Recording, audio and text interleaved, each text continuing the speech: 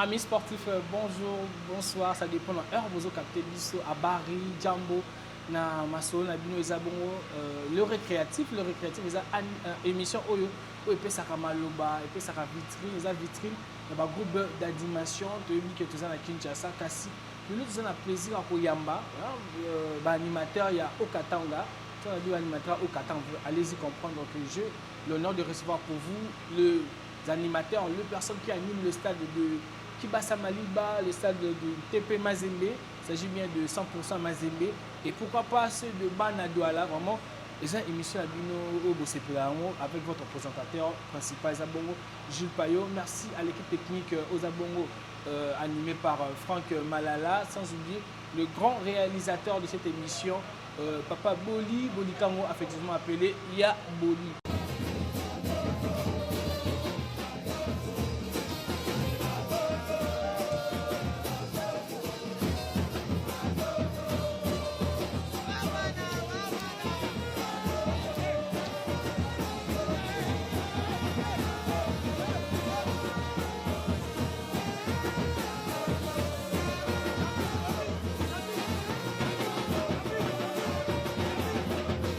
On a fait une introduction, tous les animateurs, il y a un groupe à 100% Mazembe, tu vois, l'utilité na Baroni, na Kinshasa, pourquoi Mazembe na Kinshasa, le Lengeni ba même à 100% TP Mazembe na Katia Lubumbashi, na ba déplacement Nyons.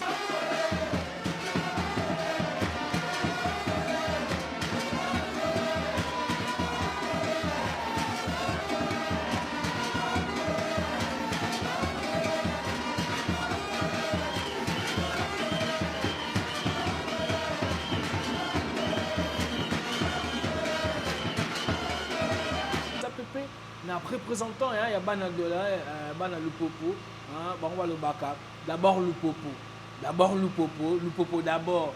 On va plus la rivalité, on va plus la goût à football. Il y a vu la Lumba, sauf na Okatanga Mobimba, rivalité wana ezalaka pendant 90 minutes. Sauf 90 minutes esili, bafana Lupopo, bafana Mazembe, bakinokuta na Kamalondo, bakuta na Kenya. Balie, Bameli, Nasuka, Bapanzani, moi avec ma cocosoana, le tchara moi à côté, le mika qui est n'engagé à Ramasso, Yandembo, n'engagé pas ça vraiment. Toi qui n'es musika mingi na maluba, tu vois babongo poyamba, bateau tout ça na bongo na plateau na biso. Naza secrétaire général à Tupisa Mazembe.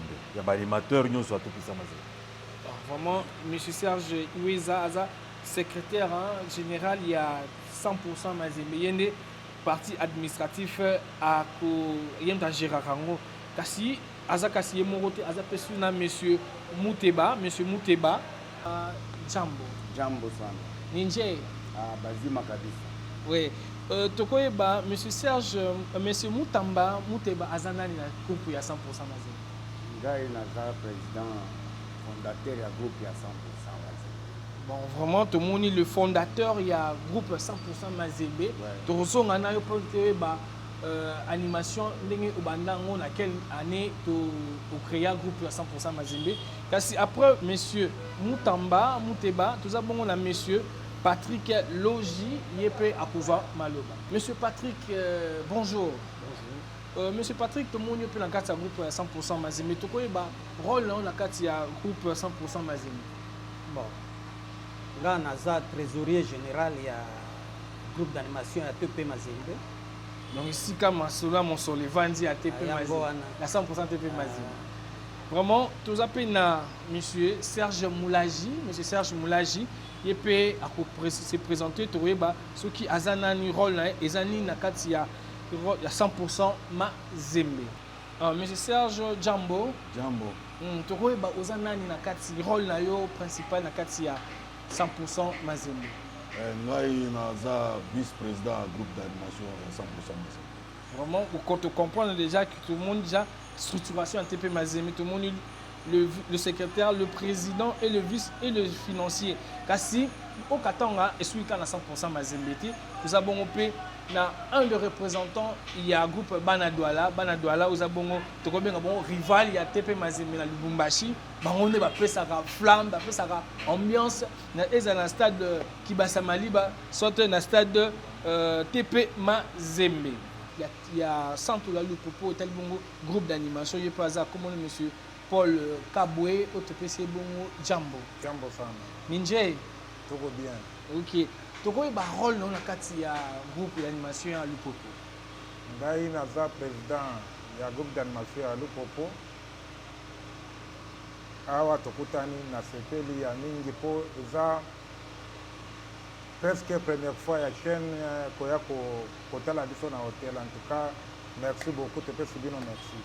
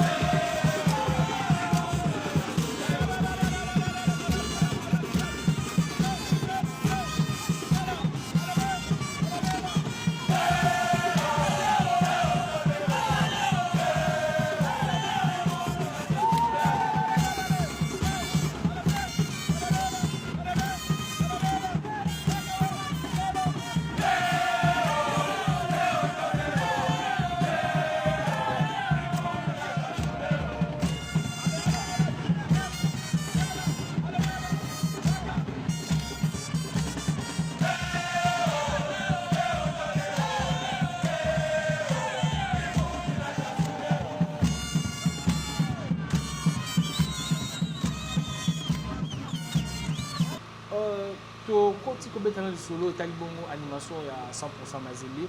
Tout le monde équipe représentée dans la ville de Kinshasa. C'est par quelle occasion nous beaucoup dans la ville de Kinshasa?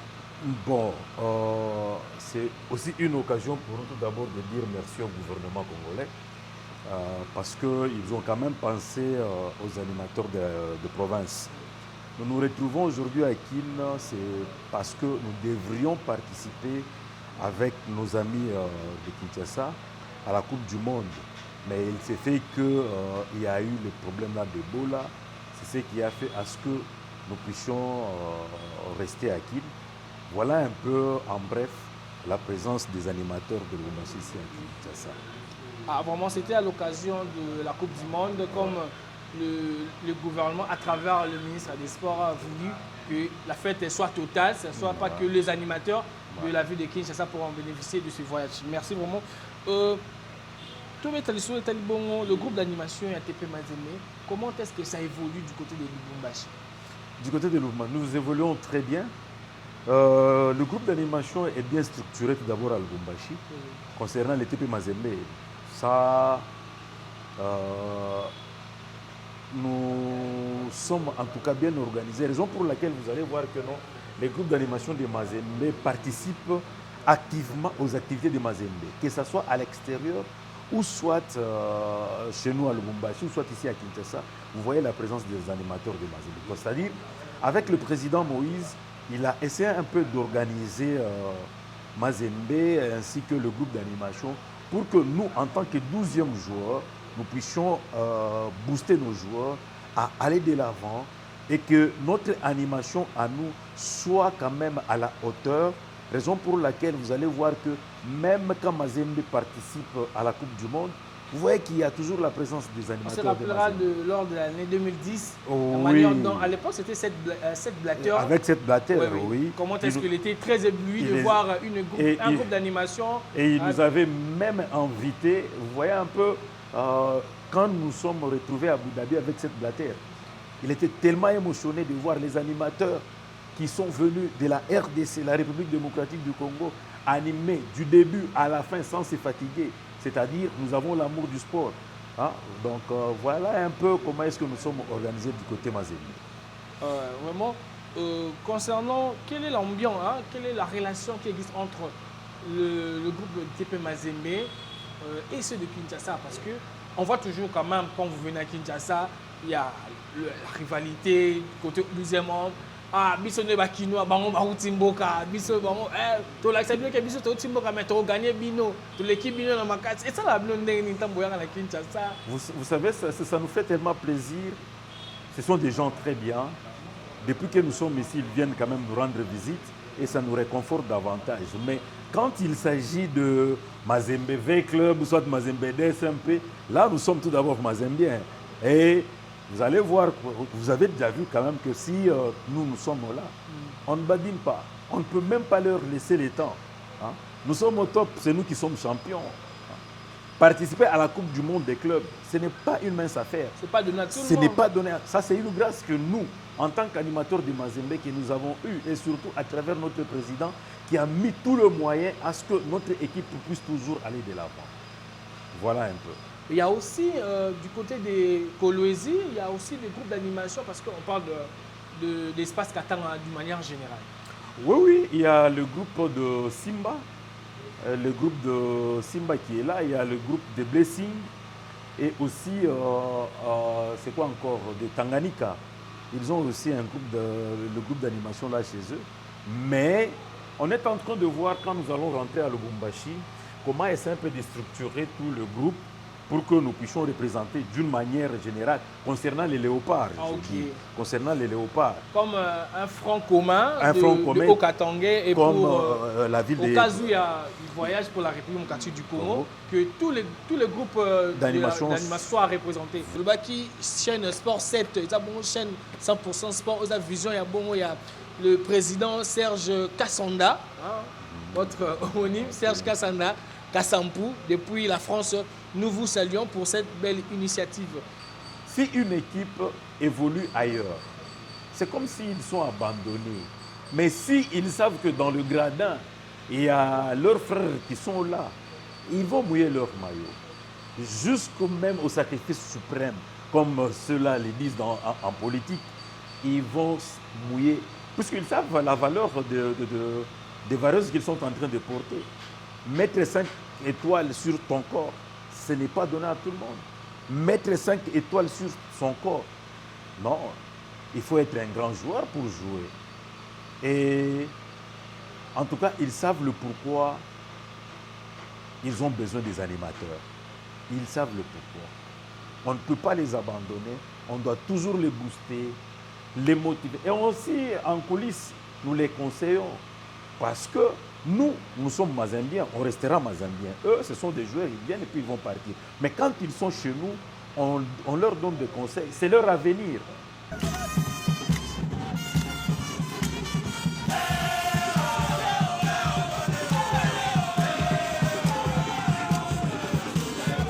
Ah, on continue le président fondateur, hein, fondé de pouvoir, Monsieur Moutamba Mouteba, président. Président, l'idée est que wapi il a fondé le 100% Mazembe. L'idée na monaki yango epa ya batata moko bazala tango wana en Swahili pour la ile wakati nani Mutamba Diboye alibebaka Coupe du Congo njara kwenda kuluwe l'instrument non bamburi bamburi bayekiemba vale banachezaka okay. Leo naimba mule mstari sasa she na she ile wakati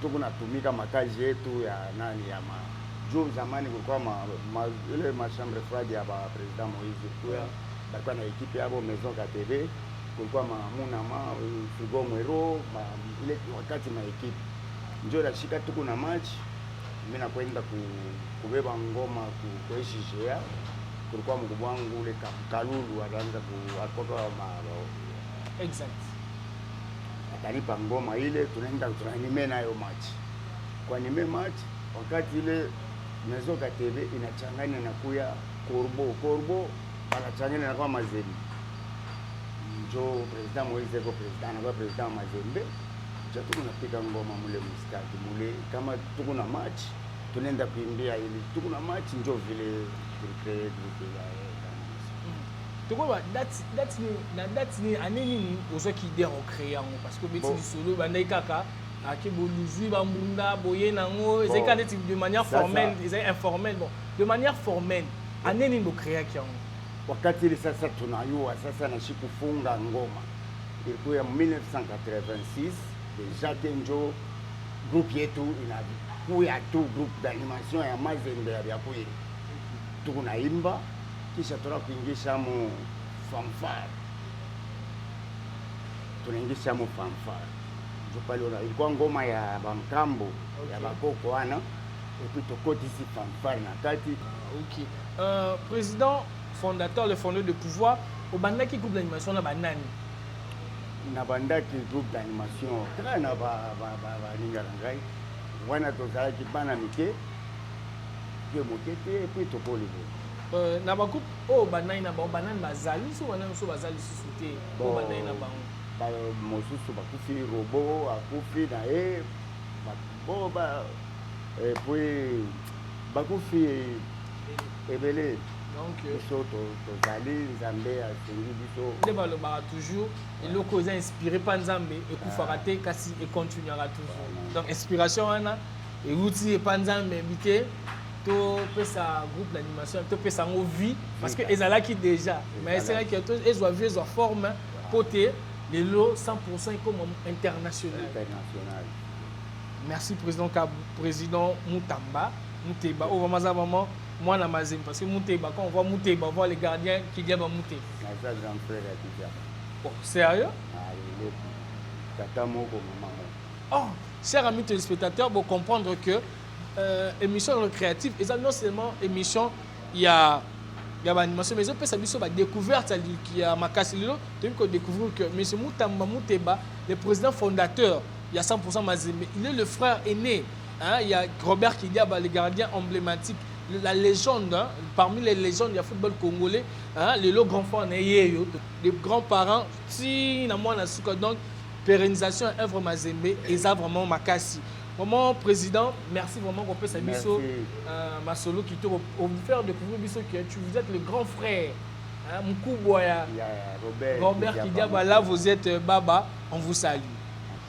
Après que sur le président Mutamba Muteba, nous avons M. Patrick Kalongier, nous avons le financier. Logi. M. Patrick Logi, nous avons le financier. Le financier, et c'est comme Masolo, c'est que Katou Bianze Vandi.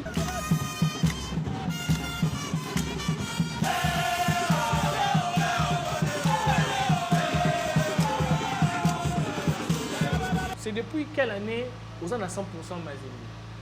Bon, à 100% depuis que la président Lobi déjà, dès que Masolo est bandaki, to bandaki déjà nango parce que tokoli na Mazembe, toza bana ya Mazembe.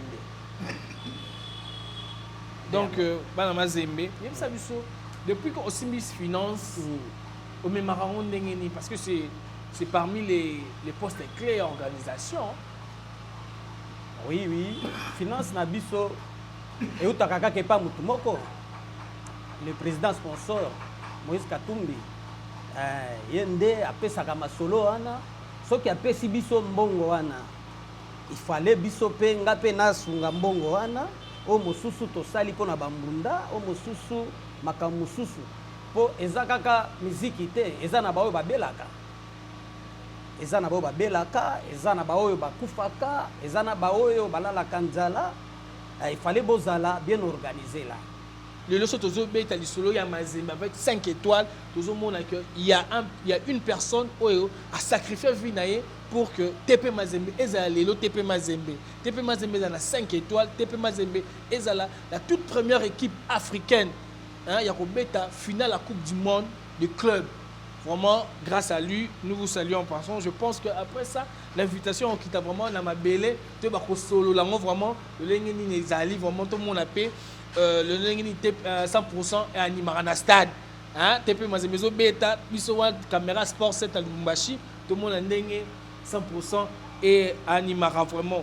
Après, monsieur Patrick Logi, nous avons et pas monsieur Serge Moulaji Ouazabongo. Le VP, le Lengeni intégra le groupe 100% Mazembe et qui VP naie à Zouakango dans Anglenin parce qu'on est le président assure ma fonction et puis le VP a ma fonction appropriée pour naie vraiment tout les cas et côté il y a VP. Étant vice-président, ma fonction nous ça là pour que le groupe 100% a toujours le bossé. On répond parce que le président ce qui a un problème et a bien eu là to beti masolo a dit que ok masolo to beti yo sili sango ngamba moko na compagne maman na sande na ben sec to partager dossier na puis dossier on a déjà été fait déjà et là au niveau au moment là na quatre groupe so tu dis que lelo nzembo oyo eza le VPM tabetango d'habitude ngai baobimisaka nzembo ngai mingi na mandande kubina. ok soki obanda olanda match nyonso moto alataka zambala pembe ok na baga ya pembe.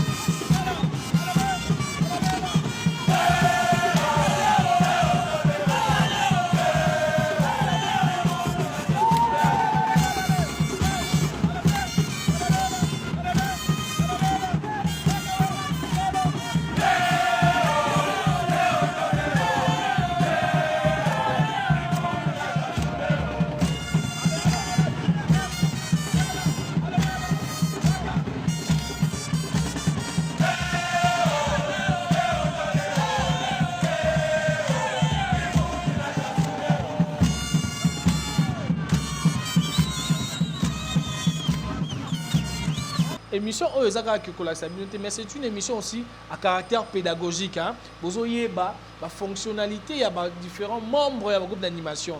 Tout le monde l'a sabi, il y a joli, effectivement, tu as une bande d'animation, papa na tout na poni animation to classe, il y a une animation. Mais pour Nzima, si ça dans classe, il y a un diplôme, on a libéré.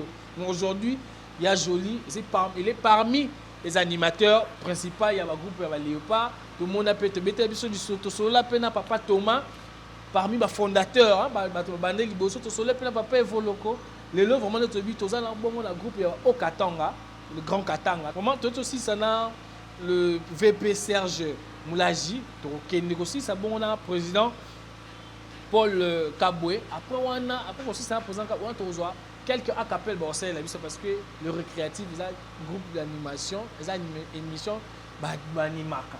Ah ouais, tout ça bon la circonstance écouter le biso mais bon acapella de manière globale puis te revoir pour clôturer na ciment.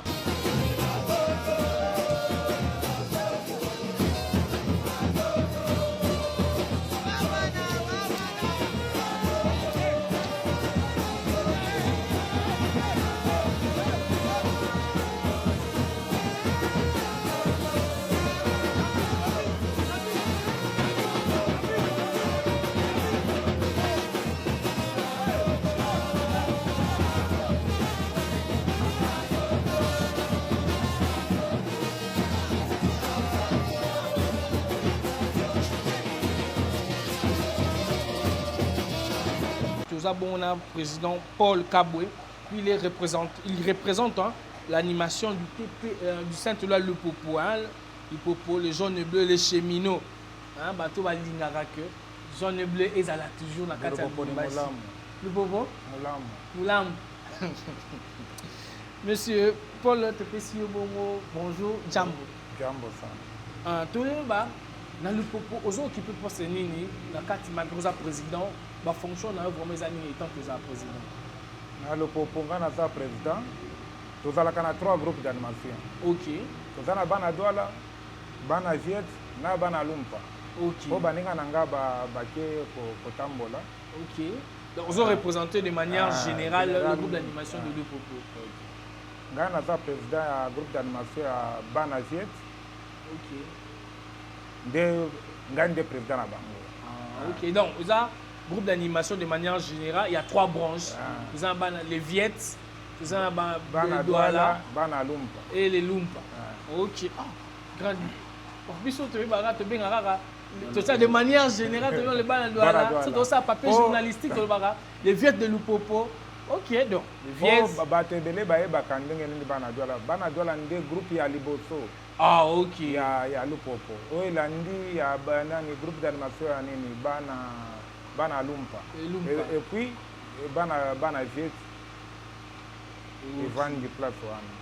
On a 3 groupes, les Viettes, le Lumpa ainsi que le Douala. Est-ce que vous avez dans le Popo Beta, vous avez 3 groupes d'animation? Bon, wana ceux qui sont dans la match. tokobengana bamosusu mpo biso na bana Douala tovandaka nini quartier moko. Quartier moko place oyo bango basalaka répétition, bango basalaka biso tosalaka na stade, bango basalaka kuna na SPS soki osi okomi place wana sikoyo biso toza na nini na stade wana ya Maramba nde place oyo tosalaka répétition. Et puis soki toza na match tovandaka biso nyonso place moko, tovandi biso nyonso place moko, tosala makambo nyonso place moko et puis toke stade.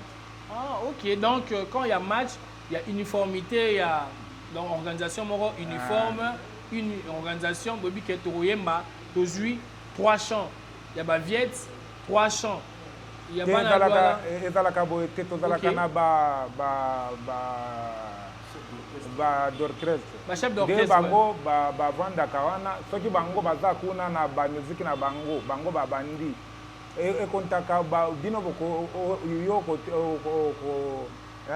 même que c'est marrant Swahili after lomba sema we utalita kama paka mimbo yenu hapana. Presque ile mimbo tu ni mbaka jole bote wa ni mbaka. Et puis kangalaka mitamo tena tunekalaka tena fashi moya tunafanya répétition fashi moya. Ok, donc il n'y a pas de problème que y a non. Biso bana viette biso de toleki. Non, d'abord d'abord le popo. D'abord le popo. Si olingi makamuna kende, si que la biso le popo, la biso moto e bine to bongsa le popo. Dele to na semaka le popo ni ba molamu. OK. Chers amis téléspectateurs, toujours solo là, tout comme presque na souka, Torozonga n'est pas le secrétaire, hein, le secrétaire. Hier on le biso quelques mots de la fin, remerciements puis Torozwa, moi, à Capel de manière générale, le Okatanga, Animaka, chanson commune, Mamara. Côté, il y a Lupopo, maman, côté, il y a Mazembe. Balingaki baboma Lupopo, balingaki baboma Mazembe, tokolala toko kanisa Lupopo, tokolala toko kanisa Mazembe, balingaki baboma Lupopo, balingaki baboma Mazembe, tokolala toko kanisa Lupopo, tokolala toko kanisa Mazembe, esanga tosangana, aye tosangana, aye tosangana, Lupopo na Mazembe, aye tosangana. En tout cas, nous disons à votre tour d'abord, patron, merci. Serge Kassanda. Oui, à M. Serge Kassanda, merci beaucoup. Là où il est en France, j'ai entendu qu'il est en France. Merci beaucoup, DG. Et aussi, dire merci au gouvernement congolais pour tout ce qu'ils sont en train de faire pour le football congolais. Et surtout particulièrement au ministre Didier Boudimbu, on l'appelle le génie blanc. On aura quand même l'occasion aussi de le voir un jour. Nous lui disons aussi un grand merci. Merci aussi à nos amis animateurs de la ville-province de Kinshasa. Merci pour l'accueil. Merci pour l'ambiance que nous avons vécue ici à Kinshasa. Et que notre Dieu vous comble davantage. Nous savons qu'on va encore se revoir au mois de septembre parce que la RDC va encore compétir. Et à la fédération, essayez un peu de sensibiliser nos dirigeants qui ne nous amènent pas la politique dans le sport, et que nos dirigeants puissent être à la hauteur de nos équipes. Ça nous fait très mal. On entre au stade, on voit SMP, on voit des clubs en train de se mourir. Ça nous fait tellement mal. Nous avons vu 20 clubs avec le général Amissi. Quelqu'un qui a la passion du sport. En tout cas, que notre gouvernement puisse aussi mettre des moyens. Si pas de moyens, nous avons beaucoup de sociétés ici au Congo. Essayez un peu de voir en Tanzanie. Ce sont les sociétés qui prennent en charge les équipes. La RDC, le championnat d'élite, la Linafoot, avec la cagnotte de 150 000 $. Et on se tape sur la poitrine pour se dire qu'on est Congolais.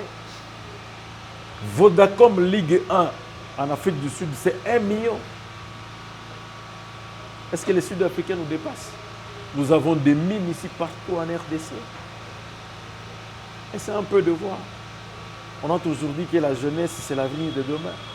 Et c'est un peu d'encadrer, de mettre aussi des moyens à nos dirigeants pour que demain, que nos dirigeants puissent prendre la jeunesse en main et que demain soit meilleur pour nous en tant que jeunes. Nous n'avons rien à faire. Nous n'avons rien à y gagner à part la RDC. Ce qui va encore nous motiver davantage, c'est de mettre des moyens. J'ai vu Kachalabonzola,